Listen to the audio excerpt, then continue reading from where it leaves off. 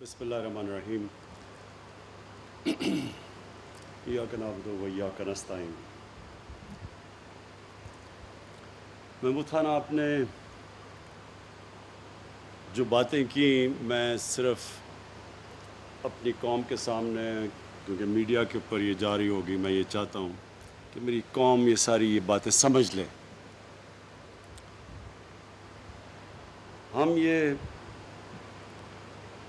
اس چیز کو ہم سمجھتے نہیں کہ یہ ایک بہت بڑا خواب کا نام تھا پاکستان۔ بدقسمتی سے جب بھی ہم نے اپنی زندگی میں سنا، تو کیونکہ میری تو عمر تقریباً پاکستان جتنی ہے، تو کبھی کسی نے اس خواب کو لوگوں کو ایکسپلین ہی نہیں کیا، سمجھایا ہی نہیں کہ یہ خواب کیا ہے۔ میں اس لیے یہ کہہ رہا ہوں کہ یہ آپ جب یہ چیز سمجھ جائیں گے تو آپ سمجھ جائیں گے کہ ہمارے ملک کا مقصد کیا تھا، اور یہ ہم کس راستے پہ چل رہے ہیں، اور ہمیں چلنا چاہیے تھا جو نہیں چلے۔ دیکھیں، نماز میں جب ہم پڑھتے ہیں، مجھے حیرت ہوتی ہے کہ کئی لوگوں کو یہ نہیں پتا کہ نماز میں وہ اللہ سے مانگتے کیا ہیں۔ ایک ہی چیز مانگتے ہیں کہ اللہ، دو زندگی میں راستے ہیں، ہمیں اس راستے پہ لگا جس پہ تو نے لوگوں کو جس پہ تو نے نعمتیں بخشی، دوسرے راستے پہ نہیں جو ایک انسان کے تباہی کا راستہ۔ یہ ملک کا بھی یہی ہے، ملک بھی دونوں راستوں پہ جا سکتا ہے، اپنے تباہی کے راستے پہ اور اس راستے پہ جس پہ اللہ کی نعمتیں بخشی گئی۔ مدینہ کی ریاست کے اوپر سب سے زیادہ اللہ نے اپنی نعمتیں بخشی تھی۔ دنیا کی تاریخ کا سب سے بڑا انقلاب تھا۔ ہمیں تاریخ ہی نہیں پتا، کبھی اس طرح کا چینج آیا ہی نہیں دنیا میں، اور اس لیے اللہ نے ہمیں حکم دیا کہ نبی صلی اللہ علیہ وسلم کی زندگی سے سیکھو، ان کے قدموں پہ، ان کے راستے پہ چلو، کیونکہ وہ ہماری بہتری ہے۔ ہم اگر ان کے راستے پہ جاتے ہیں، ایک انسان جاتا ہے وہ بڑا انسان بن جاتا ہے، اور اگر ایک قوم جاتی ہے تو وہ قوم اوپر اٹھ جاتی ہے۔ جس طرح مدینہ کی ریاست کے اندر دنیا کی تاریخ کا سب سے بڑا انقلاب آیا تھا، اس کی کوئی دنیا میں مثال نہیں ہے کہ وہ قوم، اس نے دنیا کی کئی صدیوں تک امامت کی، جس کی حیثیت ہی کوئی نہیں تھی، جن کے کوئی آپس میں قبیلے لڑتے تھے، کوئی پوچھتا نہیں تھا ان کو۔ دو ایمپائرز تھے، سپر پاورز تھی، رومن ایمپائر اور پرشین ایمپائر۔ ادھر سے وہ اٹھ کے، اور یہ بھی دنیا کی تاریخ کا ایک حصہ ہے کہ اتنی تیزی سے کبھی بھی کوئی قوم دنیا پہ غالب نہیں ہوگی۔ تو ہم جب ایک بڑے خواب کا نام لیتے ہیں پاکستان، تو وہ ہمارے جو نظریاتی لیڈر تھے، علامہ اقبال، وہ یہ کہہ رہے تھے، کیونکہ سارے مسلمان تو پاکستان میں نہیں آ سکتے تھے بر صغیر کے، لیکن یہ اس ملک نے ماڈل بننا تھا اس ریاست کے اوپر جس نے اس قوم کو ایک عظیم قوم بنانا تھا۔ تو اس کے کئی اصول اللہ نے طے کیے ہوئے ہیں۔ سب سے پہلا اصول قانون کی بالادستی، رول آف لا، جس کو انصاف کہتے ہیں، سب قانون کے سامنے ایک برابر۔ جو ہمارے ملک کی تباہی کا سب سے بڑا سبب کہ امیر کے لیے، طاقتور ڈاکو کے لیے NRO اور بیچارہ غریب جیلوں میں جا رہا ہے، یہ ہماری تباہی کا سبب بنا ہے،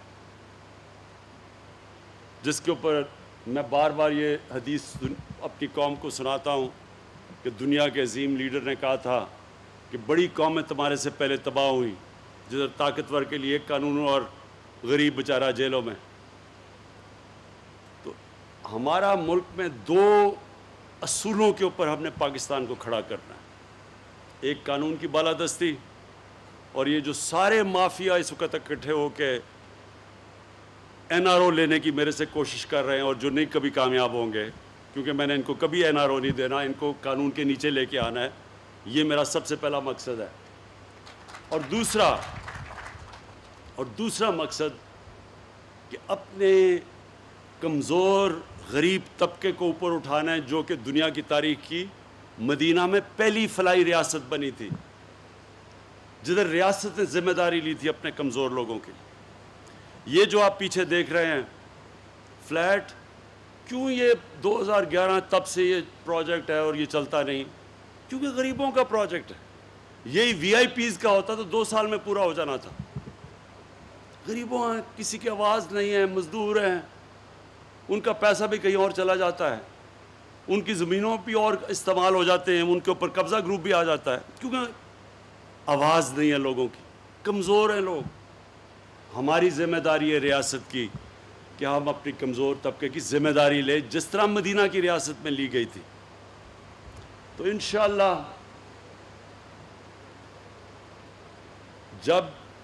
جب بھی ہمارا ٹائم ختم ہوگا، یہ 5 سال ختم ہوں گے، میں یہ دیکھنا چاہتا ہوں کہ پاکستان میں یہ نہیں میں دیکھنا چاہتا کہ امیر کیسے رہ رہا ہے، میں یہ دیکھنا چاہتا ہوں کہ ہمارا کمزور طبقہ، اس کو ہم نے کیسے اوپر اٹھایا ہے. آپ کو شاید میرے پختونخوا کے ممبر آف پارلیمنٹ، میرے chief minister, governor, ministers, MPs, شاید آپ کو اس چیز کا نہیں پتہ کہ پختونخوا کے لوگوں نے آپ کی پارٹی کو 2/3 اکثریت دی کیوں، جبکہ وہ کبھی دوسری باری نہیں دیتے کسی کو. ایک باری دیتے ہیں لوگوں کو، دوسری باری میں ایک وہ گیا تو دوسرے کو پھر چانس دیتے ہیں. تو کیوں 2/3 اکثریت دی؟ یونائٹڈ نیشنز UNDP کی ایک رپورٹ ہے یونائٹڈ نیشنز کی، وہ بھی انہوں نے شائع کی ہے. 2013 کے بعد سارے پاکستان کے صوبوں میں جس صوبے کے اندر سب سے تیزی سے غربت کم کی گئی وہ پختونخوا تھا. جس صوبے میں، دوسری چیز، سب سے تیزی سے امیر غریب میں جو فاصلہ تھا وہ کم کیا گیا وہ پختونخوا تھا. اور تیسری چیز UNDP کی رپورٹ میں آئی کہ جس صوبے میں سب سے زیادہ ہیومن ڈیولپمنٹ ہوئی، انسانوں کے اوپر سرمایہ کاری کی گئی، وہ پختونخوا تھا. اس لیے پختونخوا کے باشعور لوگوں نے 2/3 اکثریت دی ہمیں. مجھے تب بھی میں سنتا تھا جی کدھر ہے نیا پختونخوا، بڑے بڑے وہاں سے آتے تھے پنجاب کے وہ پولیٹیشین جو آج دم دبا کے لنڈن میں بھاگے ہوئے ہیں اپنا پیسہ بچانے کے لیے اور قانون سے بچنے کے لیے. زیادہ دیر نہیں بچے گا انشاءاللہ، ان کو ہم واپس لے کے آئیں گے، فکر نہ کریں گے. تو یہ یہاں آ کے کہتے تھے کدھر ہے نیا پختونخوا، کیونکہ ان کو تو عادت پڑی ہوئی تھی کہ صرف بڑے بڑے امیر کو امیر کر دو. ان کو تو پتہ ہی نہیں تھا کہ نیچے کیا ہو رہا ہے، کتنا بڑا انقلاب آ رہا ہے. اور انشاءاللہ اس باری جب ہمارے 5 سال مکمل ہوں گے تو جو انقلاب آئے گا وہ سب سے پہلے صحت کا انقلاب. یہ جو ہیلتھ کارڈ ہے، اور میں خراج تحسین پیش کرتا ہوں سب سے پہلے جو صوبہ جس نے سب سے پہلے یونیورسل ہیلتھ کوریج کی، مطلب کہ سارے شہریوں کو کور کیا ہیلتھ انشورنس سے، وہ پاکستان کی تاریخ میں وہ صوبہ. اور آپ کو اس کا اعزاز جاتا ہے محمود خان کہ آپ نے سارے صوبے کے لوگوں کو کور کیا. اور آئی ڈی کارڈ جو آپ کا ہے، ایک پختونخوا کے شہری کا آئی ڈی کارڈ کا مطلب کہ اس کا خاندان کو ہیلتھ کوریج پوری مل گئی ہے 10 لاکھ روپے کی. اور اس سے آپ دیکھیں گے کہ پرائیویٹ سیکٹر اب ہسپتال بنائے گا. ہو سکتا ہے کہ آپ کو یہاں محمود خان پیسہ ہی نہ خرچ کرنا پڑے، پرائیویٹ سیکٹر آ کے یہاں ہسپتال لگا دے. آپ پرائیویٹ سیکٹر کو اب زمین دے دیں. صرف پرابلم یہ ہوتا ہے کہ زمین کی شہروں میں اتنی زیادہ قیمتیں ہیں کہ وہ ہسپتال بناتے ہوئے وہ ڈرتے ہیں. تو اگر آپ نے ان کی کنسیشن پہ یہاں زمین دے دی تو پرائیویٹ سیکٹر، کیونکہ اب تو سب کے پاس ہیلتھ کارڈ ہے، تو سب پہلے تو یہ تھا نا جی غریب علاقوں میں جاتا کوئی نہیں تھا پرائیویٹ سیکٹر میں، اب تو ساروں کے پاس ہیلتھ کارڈ ہے. کہیں بھی گاؤں میں بھی اب ہسپتال بن سکتے ہیں، پرائیویٹ سیکٹر آئے گا تو ہو سکتا ہے گورنمنٹ کے آپ کو پیسے نہ لگانے پڑے یہاں. اور دوسری چیز، یہ جو ہاؤسنگ کی میں نے بات کی، یہ پہلی دفعہ انشاءاللہ پاکستان میں بڑی مشکلوں سے ہم نے سارے قانون اور رکاوٹیں دور کرتے ہوئے یہ جو عام مزدوروں کے لیے گھر، عام لوگوں کے لیے، ویلڈر کے لیے، مکینک کے لیے، جو آج تک کبھی گھر سوچ ہی نہیں سکتے تھے کہ ان کو اپنے سر پہ چھت ملے گی، یہ ان لوگوں کے لیے پہلی دفعہ پاکستان میں اب وہ ہم نے وہ رکاوٹیں ختم کی ہیں کہ اب بینک پیسے دیں گے کہ وہ اب عام آدمی اپنے لیے بینک سے قرضہ لے کے اور وہ گھر بنا سکیں. تو انشاءاللہ مجھے یہ جو آپ کا پتہ چلا کہ 5 سال میں وہ جو آپ اس وقت کہا جا رہا ہے کہ 5 سال میں پوری قسطیں کریں, وہ انشاءاللہ ہم آپ کی قسطیں لمبی کر دیں گے, تاکہ زیادہ بوجھ, یعنی کہ ایک آدمی جتنا گھر کا کرایہ دیتا ہے اتنی قسط ہونی چاہیے, تاکہ وہ قسط بجائے کرائے پہ جائے وہ قسط دے اور اپنا اس کا گھر ہو جائے. تو انشاءاللہ وہ میں اس کا پورا کروں گا. اور وہ جو آپ نے باقی آپ کی زمینیں پڑی ہوئی ہیں, جو لیبر کی زمینیں پڑی ہوئی ہیں, میں نیا پاکستان ہاؤسنگ کو خاص طور پہ جا کے آج ہی بلکہ کل پہنچ کے میں آفس میں تاکید کروں گا کہ آپ کے ساتھ بیٹھ کے ایک پارٹنرشپ کریں, تاکہ یہ جو جتنے بھی آپ کے یہاں ہم کنسٹرکشن شروع کر سکیں اور مزدوروں کے گھروں پہ, تاکہ ساری جگہ کام شروع ہو جائے. تو وہ بھی انشاءاللہ میں آپ کے لیے کر دوں گا. اور آخر میں مجھے جو سب سے زیادہ خوشی ہوئی وہ یہ کہ میں 2 سال پہلے آ کے گراؤنڈ بریکنگ کی تھی ممند ڈیم کی. تو آج جب میں نے وہ جو ممند ڈیم دیکھی ہے, ماشاءاللہ وہ پورا کرونا کے باوجود پورا اس کے اوپر کام ہو رہا ہے, اور 2025 میں یہ ڈیم بن جائے گی. اور اس ڈیم سے 17,000 ایکڑ زمین مزید پشاور کے علاقے میں اس کے اوپر سیراب ہو جائے گی, اس کے لیے پانی ہو جائے گا. پشاور کے لیے 300 ملین گیلن کا پانی آ جائے گا, کیونکہ پشاور کا پانی نیچے جا رہا ہے. تو اس سے پشاور کے لوگوں کو پانی کا بھی مسئلہ حل ہو جائے گا. اور پھر بجلی, جو بجلی یہاں سے ہوگی پشاور کے لیے, تو سستی بجلی ہمیشہ کے لیے آ جائے گی یہ ممند ڈیم سے, تو یہ بھی آپ کا مسئلہ حل ہو جائے گا. اور یہ ماشاءاللہ یہ ایک وہ پروجیکٹ ہے کہ 50 سال کے بعد یہ بڑی ڈیم پہلی پاکستان میں بنے گی.